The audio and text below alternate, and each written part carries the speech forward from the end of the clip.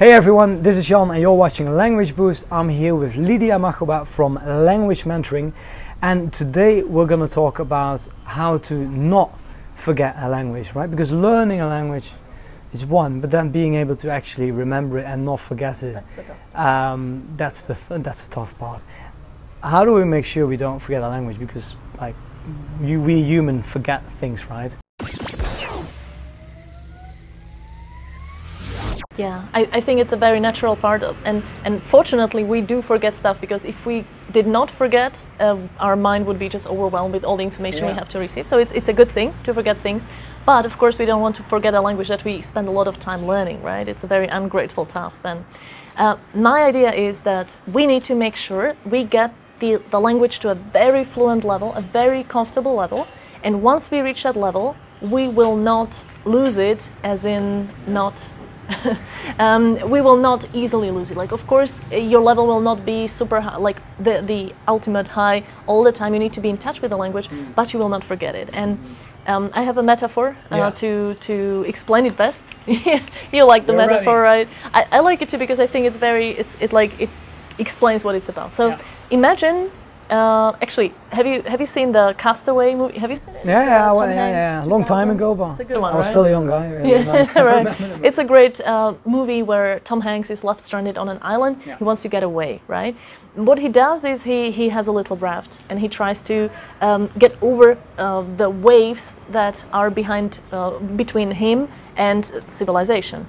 But the last wave always puts him back towards the island, because it's too big, and he just has this little paddle, this little raft. He cannot just get across the last wave. I think with language learning is exactly the same thing. So you're starting on an island, you don't speak the language you want to speak and communicate with the whole world, so you're limited on an island, you're isolated in a way, right? So you take a little raft and you start rowing towards those waves. But what most people do is they sign up for a language class, right? And they go to this language class on Mondays and Thursdays, so they row a little bit. The first wave, second wave. Yeah, the first wave, second waves are okay, like that's beginning, so that's nice. But then the bigger waves come, and they kind of row a little bit, but then they stop, because it's holiday season. Well, it's Christmas now. Yeah, exactly. And if you do it just a little bit, well, that's what you get, right? You get a little bit of results. So the moment you stop rowing, those waves push you back. And many people experience this. They, for example, stop learning a language for half a year or a year, and then they think they lost everything, and they're like back at the island, zero, maybe a few words that they remember, but they cannot really use them, and so they have to start again. And once they take a break, again the waves push them back, and that's when people think, oh, I'm not talented enough, I'm not good enough to learn a language.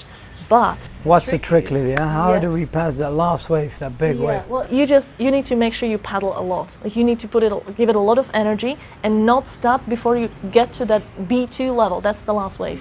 Like comfortable fluency, where you can use the language freely to talk about almost anything, and to read any book, to watch any movie, maybe with the subtitles in that language, but like to use the language, And this is the last wave. And once you get over it, I believe that once you use the language on a comfortable fluency level for a few months, you will not be dragged back towards the island. You can use it. I mean, this has been true for all the languages that I've learned and like spent some time learning, so that I got to the level. I can, for example, with my Russian, I can afford not to use my Russian for a year, like not any contact at all, or half a year. And then you put me in one room with a Russian-speaking person for 1 weekend, and I'm back. I get back to the fluency. But this is not true for my Greek, for example. I learned Greek for 3 weeks just to go to Greece for a holiday. The moment I stopped learning, if you ask me, let's say another 3 weeks later, I forgot it almost all, because I was like dragged back towards the beginner level. And I can relate to this. Like, I tried to learn Japanese a few years ago, and I got to a level, I could like a whole simple conversation with a tutor on italki, and then I didn't do anything anymore with it, and I just completely forgot it. Right. So it was really these waves that pushed me back to the island. Yeah.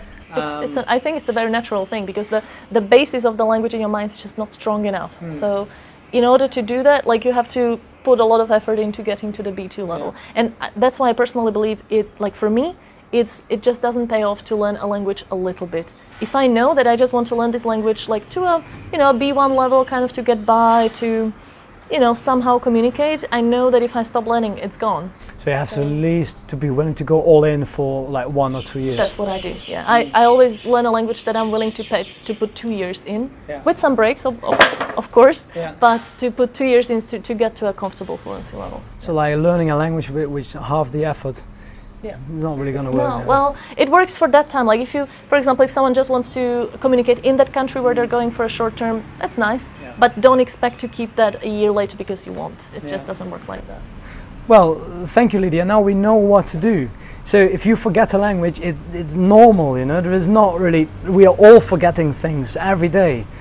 But to really make that language part of yourself and create that personality in that language inside yourself, you need to get to that. Well, I think it's the B2 level, so that those waves don't push you back to the island. Right. Yeah, exactly. That's how it is. I really like this metaphor, and I thought it was worth shooting a video and giving Lýdia the opportunity to share this beautiful metaphor with you guys. So, thanks for watching. Sorry for my voice, and see you in the next video. Bye.